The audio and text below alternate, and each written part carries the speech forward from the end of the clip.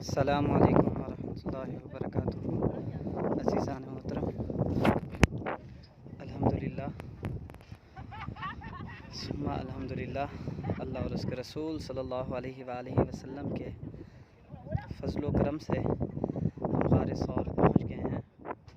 गार सौर जबल सौर के बिल्कुल आखिरी किनारे पर वाक़ है, और अगर इंसान जबल सौर के इस आखिरी किनारे पर पहुंच जाए तो वो मक्कातुल मुकर्रमा के बाकी जितने भी पहाड़ हैं उनका आराम से मुआयना कर सकता है और देख सकता है। जैसा कि आप वीडियो में देख रहे होंगे, ये सामने क्लॉक टावर आपको नज़र आ रहा होगा और इसके साथ ही हरम शरीफ है। और ये देखें, यहाँ से पूरे मक्कातुल मुकर्रमा के शहर और तमाम पहाड़ी सिलसिले हैं जो उनका मुआयना आप कर सकते हैं। ये सामने गार सौर की जो ऊंचाई है, यानी जबल सौर की जो ऊंचाई है वो 500 मीटर से भी ज़्यादा है। तकरीबन 500 मीटर से भी ज़्यादा है। और जबल सौर पर ये जो गार सौर है, जहाँ रसूल करीम सल्लल्लाहु अलैहि वसल्लम ने 3 दिन तक सैयदना सिद्दीक़ अकबर के साथ क़याम फरमाया था। इस गार सौर के 2 रास्ते हैं, एक दाखिली रास्ता है और एक खारजी रास्ता है, और एक मगरिब की तरफ है और एक मशरिक़ की तरफ। जो रास्ता मगरिब की तरफ है वो इंतहाई तंग है और तकरीबन ज़मीन के साथ वो मिला हुआ है, और जो रास्ता मशरिक़ी है वो दाखिली रास्ता है अल्हम्दुलिल्लाह, और थोड़ा सा खुला रास्ता है। ये देखें, जहाँ पर मैं अल्हम्दुलिल्लाह भी पहुँच चुका हूँ, ये मशरिक़ी रास्ता है और यहाँ से लोग दाखिल होते हैं। ये रास्ता सीढ़ियाँ इन्होंने बनाई हुई हैं। बाज़ मौरख़ीन ने ये बात भी लिखी है कि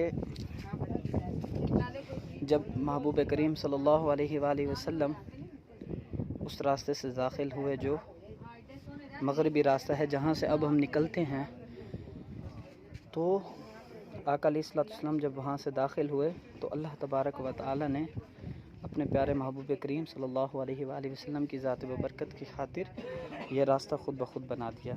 यानी आका अलैहिस्सलाम की ज़ात का मौजज़ा कहें या फिर अल्लाह तबारक व तआला की कुदरत का करिश्मा कहें और एजाज़ कहें कि आका अलैहिस्सलाम की तशरीफ़ आवरी के बाद ये मशरिक़ी रास्ता, जहाँ से आजकल लोग दाखिल होते हैं, ख़ुद ब खुद बन गया था। अल्हम्दुलिल्लाह मैं दाखिल हो रहा हूँ और यहाँ पर लोग काफ़ी तादाद में बैठे होते हैं, इंतज़ार में नवाफिल पढ़ते हैं, दुआ करते हैं। गार सौर का जो पूरा अंदर का रकबा है वो तकरीबन 2.5 मुरब्बा मीटर है, और इसकी ऊंचाई जो है वो तकरीबन 18 बालिश्त और चौड़ाई 11 बालिश्त है। मौरख़ीन लिखते हैं कि जहाँ पर ये सामने भाई साहब बैठे हैं, सैयदना सिद्दीक़ अकबर रज़ियल्लाहु तआला अन्हु यहाँ बैठे रहे गोद बनाकर, और आका अलैहिस्सलाम आपकी गोद मुबारक में सर रख कर आराम फरमाते रहे।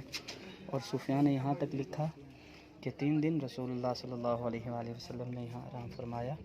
ऐसा न था कि मुकम्मल रसूलुल्लाह आराम फरमाते रहे, बल्कि ऐसा भी हुआ होगा कि कभी सैयदना सिद्दीक़ अकबर रज़ियल्लाहु तआला अन्हु गोद बनाते थे और रसूलुल्लाह सल्लल्लाहु अलैहि वसल्लम आराम फरमाते थे, और कभी सैयदना सिद्दीक़ अकबर रसूलुल्लाह सल्लल्लाहु अलैहि वसल्लम की गोद मुबारक में आराम फरमाते थे और रसूलुल्लाह सल्लल्लाहु अलैहि वसल्लम गोद बनाते थे।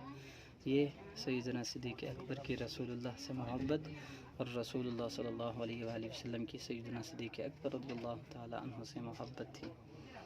जब आका अलैहिस्सलाम यहाँ तशरीफ़ ले आए तो अल्लाह तबारक व तआला के हुक्म से जो बाहर निकलने वाला रास्ता है, जो थोड़ा सा नज़र आ रहा है, ये वाला, यहाँ पर वो कबूतरियों की नस्ल जिसकी मैंने वीडियो आपसे पहले शेयर की थी, अल्लाह तबारक व तआला के हुक्म से उन 2 कबूतरियों ने, एक जोड़े ने यहाँ आकर अंडे दिए और यहाँ पर घोंसला बनाया, और अल्लाह ताला ने मकड़ी को भी हुक्म अता फरमाया, उसने आकर उस किनारे पर जाला बना दिया। जब कुफ़ार मक्का यहाँ पहुँचे और जो उनके साथ कदम शनास था उसने कहा कि कदम यहीं तक आते हैं, इसके बाद नहीं हैं।